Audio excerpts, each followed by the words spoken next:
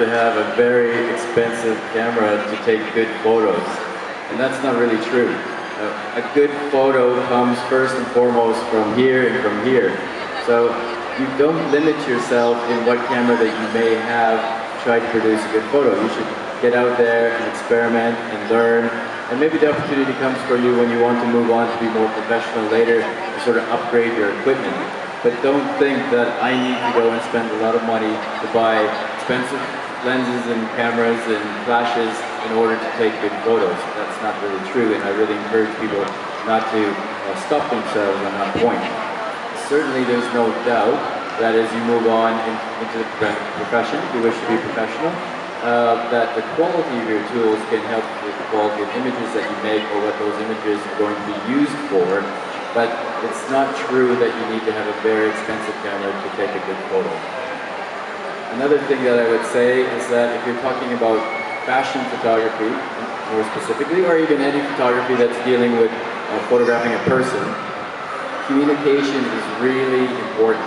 To get a good photo, you have to really communicate with the person that you're taking the photo with the team that you're generally working with, because in a fashion shoot, I always say this, as a photographer, you're kind of a hero or a zero.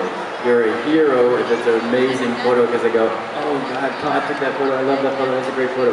The photo looks bad, and they say, oh my God, Todd took that photo, that's horrible, he's a terrible photographer. But in actuality, in a fashion shoot, there's an entire team that's involved. There's hair, makeup, styling, of course you're working with the model, perhaps there's an editor from the magazine or a client. So you need to have good communication with the entire team, and you as a photographer maybe being the director or leader of that to produce a good image.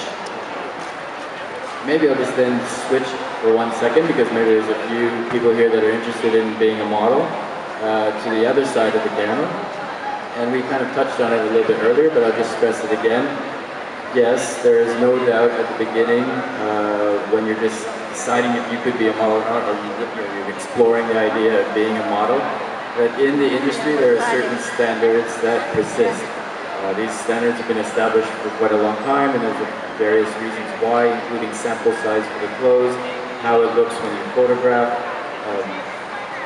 This is why when we go to an agency, they would first and foremost look at you and first probably think, how tall are you? So you have to ask yourself that question, oh, I want to be a model, but how tall am I? Because that's the way the industry is going to look at you. So as a woman, generally you need to be about 174 to 180 in height. What can I try? I'm not that tall. Yeah, that's a question that I get really often. And honestly, in Asia, there's so many beautiful women that unfortunately are shorter. And that is difficult for them to translate into being, as a full-time professional model. Certainly there are things that you can do in the fashion industry, or you can encourage to use your talents to be doing TV commercials or acting or other things. But for the straight-out idea of being a model in a magazine on the runways, and maybe perhaps going to New York, London, or Paris, some of the fashion capitals of the world, there is going to be that limitation. So you need to ask yourself those sort of questions at first. Am I tall enough? And then from there, of course, do I have a look? Sometimes people feel like, oh, well, the classic sense of a model is like a classic beauty.